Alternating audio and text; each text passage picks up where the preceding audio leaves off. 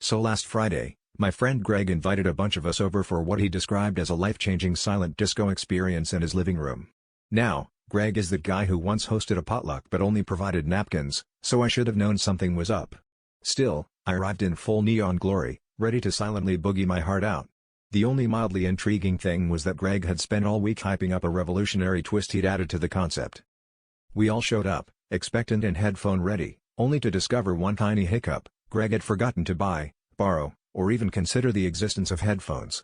Instead, he stood in the center of the room, clutching a single Bluetooth speaker, unpaired, naturally, and declared, "The music is inside all of us."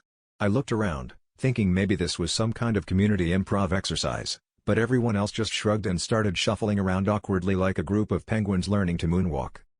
As the night escalated, Greg began narrating imaginary bass drops and singing snippets of Sandstorm, encouraging us to feel the rhythm in the silence.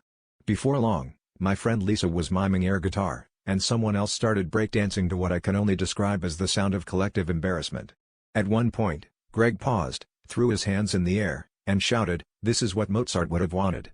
Which, honestly, would have made more sense if anyone knew what song we were pretending to hear. After an hour of interpretive silence and some questionable dance moves, Greg declared the party a monumental success in the field of musical minimalism.